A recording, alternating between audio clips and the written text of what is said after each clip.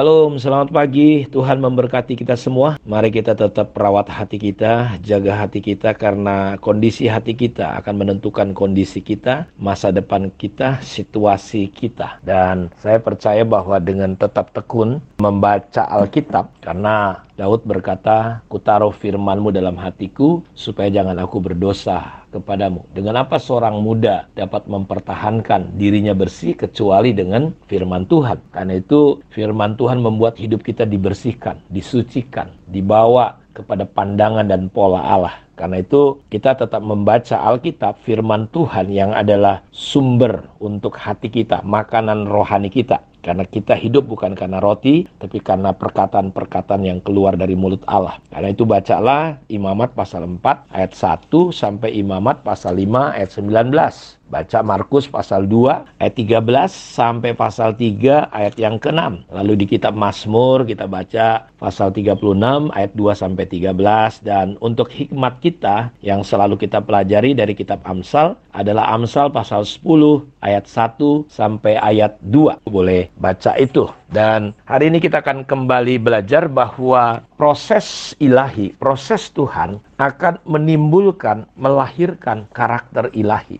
Jadi tujuan utama proses Tuhan dalam hidup kita adalah untuk apa? Untuk membentuk kita menjadi serupa dan segambar dengan Kristus secara progresif. Jadi kita mulai bertumbuh seperti seorang bayi yang terus sampai menjadi dewasa yang penuh. Karena itu di dalam kitab Roma pasal 8:29 saya ulangi, sebab semua orang yang dipilihnya dari semula, mereka juga ditentukannya dari semula untuk menjadi serupa dengan gambaran anaknya, supaya ia anaknya itu menjadi yang sulung di antara banyak saudara. Jadi menjadi serupa, ya sama, adalah cara lain untuk mengatakan bahwa karakter Kristus harus terbentuk dalam setiap kita. Seperti Yesus, kita bisa mengerti, menggenapi tujuan Allah dalam hidup kita. Kita perlu menjalani proses pendewasaan, sama seperti yang Yesus lakukan. Ada proses yang terus sedang berlangsung secara konsisten, dan kita harus mengerti bahwa orang punya banyak karunia-karunia dan talenta yang besar, ya, tapi mereka tidak memiliki karakter Kristus, Bapak Ibu. Mereka tidak memiliki karakter Tuhan dalam hidup mereka. Bahkan karakter mereka itu begitu buruk sekali. Karena itu saya mau katakan bahwa karakter itu tidak diukur hanya dari kuantitas. Karakter itu tidak diukur hanya dari sisi berkat, pelayanan, tapi bagaimana sikap kita, bagaimana respon kita. Ini perlu kita belajar. Saya juga sampai hari ini terus belajar bagaimana respon kita tetap kasih dan penerimaan, bukan penghakiman, bukan tuntutan, sehingga kita bisa bertumbuh. Dan kita sudah belajar kemarin bahwa ketekunan bisa muncul kapan? Ketika kita mengalami kesengsaraan, ada tekanan-tekanan, ada penderitaan. Karena itu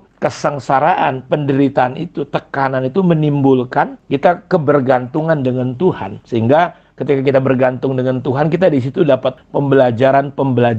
Dan saya juga percaya bahwa karunia-karunia yang diberikan kepada Tuhan, ujungnya adalah pembentukan karakter, pelayanan, semua hal. Karunia-karunia rohani, ujungnya adalah karakter Kristus. Karena itu, kita perlu bertumbuh dan secara tekun perlu mengembangkan karakter Kristus. Karena itu proses-proses yang terjadi dalam hidup kita, itu kita nikmati saja. Jadi saya mau katakan bahwa hari ini banyak orang tidak mau menjalani proses Tuhan. Karena memang roh di zaman ini adalah buru-buru. Semuanya pengen serba cepat. Tidak bisa dengar kata tunggu. Apa yang dimau langsung. Yesus berkata, "Aku belum bisa menyampaikan ini semua kepadamu." Jadi dia menunggu waktu, menunggu timing. Walaupun maksudnya baik, tentu Yesus adalah sumber kebenaran. Jadi saya terkadang heran lihat ada orang-orang begitu dia pikir baik, semuanya baik. Enggak, butuh waktu. Orang zaman sekarang ini nggak bisa sabar, nggak bisa dengar kata tunggu. Lebih mengutamakan hasil daripada proses. Ingin cepat. Padahal Tuhan itu lebih suka proses, lebih suka hubungan.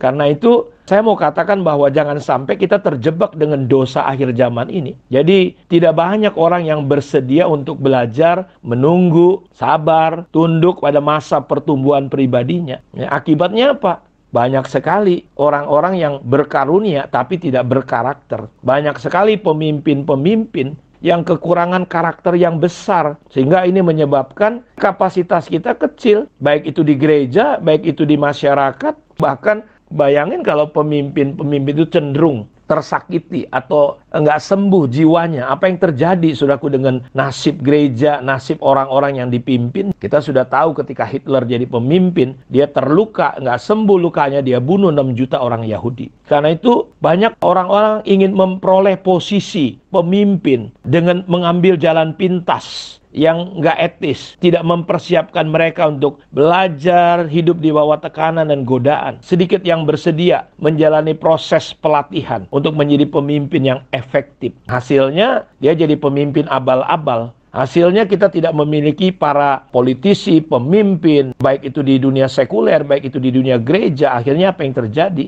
Ya, banyak kita lihat pinter, pengajar-pengajar yang pinter tapi tak bermoral. Misalnya, orang-orang yang berkedudukan harusnya memberi kewenangan, keadilan. Akhirnya karena moralnya nggak terbangun, karakternya, dia punya posisi-posisi hebat, tapi membuat kacau. Kita lihat misalnya di tempat pengadilan justru katanya tidak ada keadilan, kata kitab Pengkhotbah. Para hakim yang sewenang-wenang, para pelayan Tuhan yang nggak takut akan Tuhan, dan daftarnya terus berlanjut, tidak finishing well. Dimulai dengan roh, diakhiri dengan daging. Jadi jika kita nggak mau diproses, kita menolak, itu artinya kita menolak untuk kita sampai pada tujuan Tuhan. Karena itu jika proses yang kita sedang jalani merasa kita terganggu, kita melihat bahwa proses itu berbeda-beda. Karena itu jangan pernah berpikir atau sudah berpikir seharusnya ini lebih mudah.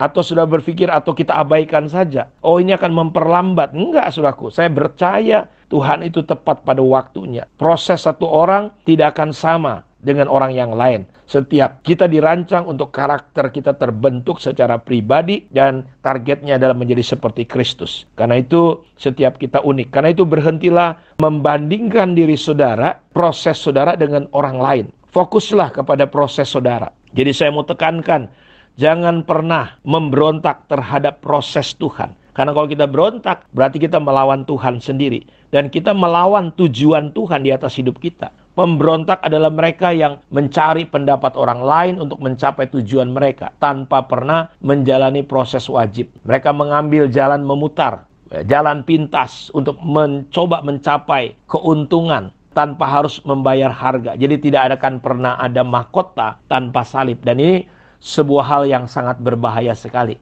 Mereka yang mencapai kesuksesan, kalau hanya memakai karunia dan karisma, tapi mereka tidak menjaga dasarnya dengan karakter mereka, maka kesuksesan mereka hanya tinggal tunggu waktu. Karena itu ketidakdewasaan akan membuat kita, banyak orang kehilangan. Dalam sekejap saja, saudaraku, apa yang sudah dibangun bertahun-tahun hancur. Kenapa? Karena ada pepatah berkata, prinsip orang bijak, sukses, karisma bisa membawa kita ke puncak gunung sukses. Tapi untuk mempertahankannya, itu hanya bisa dipertahankan dengan karakter Kristus. Karena itu, saya mau katakan bahwa banyak kita, saudaraku, terkadang pelayan Tuhan harus melewati banyak pujian dan ujian yang sukar, menghadapi kegagalan besar, menanggung penghinaan, pengkhianatan. Karena sebenarnya Tuhan sedang membentuk karakter kita semua. Karena itu saya percaya ketika sudah tetap teguh, mengerti bahwa Tuhan punya tujuan dan sedang membawa kita untuk menggenapi tujuannya. Saya percaya sudah akan menikmati proses apapun, situasi apapun. Mari tetap bersyukur, tetap jaga hati, jaga pikiran, jaga respon kita. Tuhan memberkati. Mari kita berdoa. Diberkatilah semua anak-anakmu, lawat dan tolong mereka semua ya Tuhan. Di dalam nama Yesus Kristus kami berdoa. Amin. Tuhan memberkati kita semua. Shalom.